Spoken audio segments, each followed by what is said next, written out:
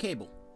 Remember it? The way overpriced box that you pay for to watch Team Yumi and Real Housewives. Does it ring a bell?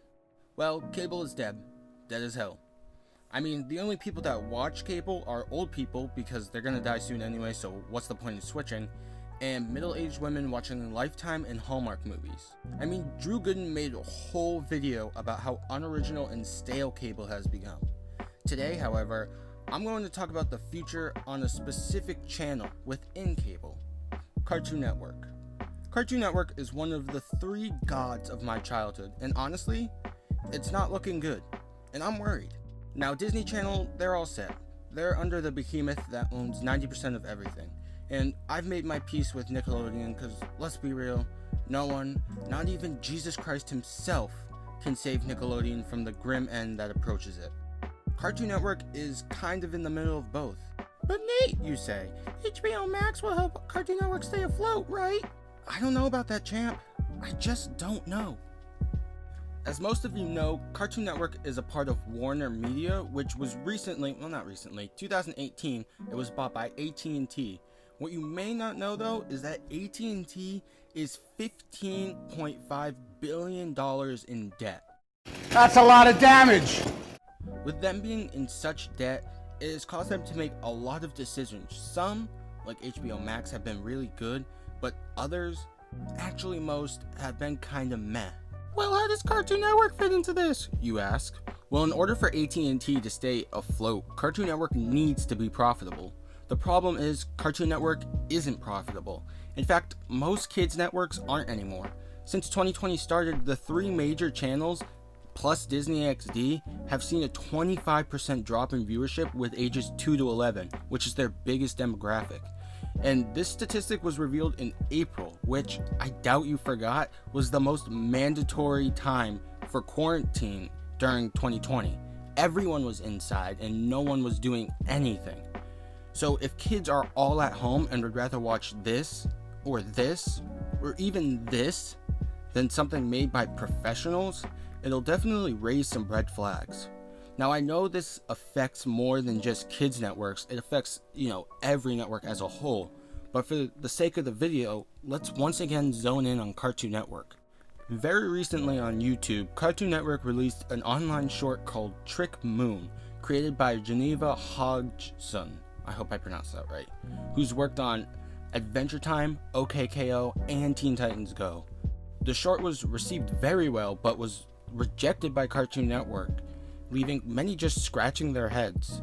I mean, why was something with so much potential and received so well canned?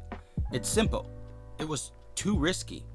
Yeah, a short met with overwhelming positivity was considered too risky, and that's what people should really focus and worry about.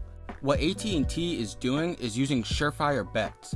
New shows will be those with pre-established fan bases, and the successful series will have a strong chance of being shoved down viewers' throats, while basically other shows will be shadow banned and they'll be forced to cancel them like Ben 10 to save some bucks.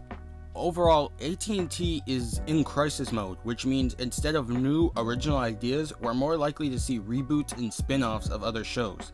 But this is Cartoon Network's present, so let me take you, my children, into what the future holds, in my opinion.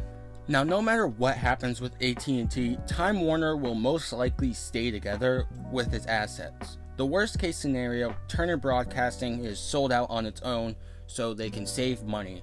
But that doesn't really mean much for Cartoon Network, as they only really lose Looney Tunes and DC.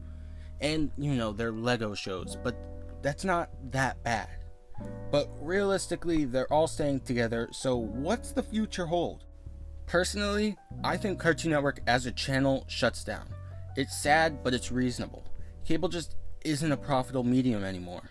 With the channel closing, I see Cartoon Network fully turning into Cartoon Network Studios to produce cartoons for HBO Max, betting that it's still a thing, which I think it is, or will be, because it's got great shows already.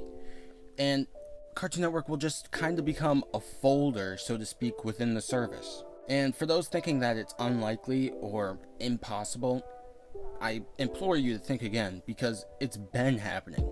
Infinity Train Season 2, Fungies, Close Enough, Adventure Time Distant Lands, Tig and Seek, and Summer Camp Island are all examples of HBO Max originals that are produced by Cartoon Network. Now, the only thing that could completely kill Cartoon Network is Warner Brothers Animation. But to put it simply, I don't see that happening. Warner Brothers Animation is mostly devoted to theatrical movies, and plus they don't have the, well, I guess they do have the rights because they own it. But like I said, they're mostly devoted to movies, and I think that Warner Media would want to keep the two separated just as long as it's profitable. To cap off this video, I give Cartoon Network the channel 5 to 10 more years on cable until it permanently turns into a production company in which it will last much longer. I know that's a long time, kind of, 5 to 10 years, that's like the rest of 2020, but, you know, in the long run, it's kind of short, you know, we're biding our time. But the legacy and imprint of Cartoon Network isn't going anywhere anytime soon. It's simply just gonna be a new chapter for the studio. Thanks for watching, but before I go, I'd like to thank you guys for getting me to 100 subscribers. That's like a really big party in the backyard. And that's kind of the only way I can describe this very short journey that I hope has only just begun.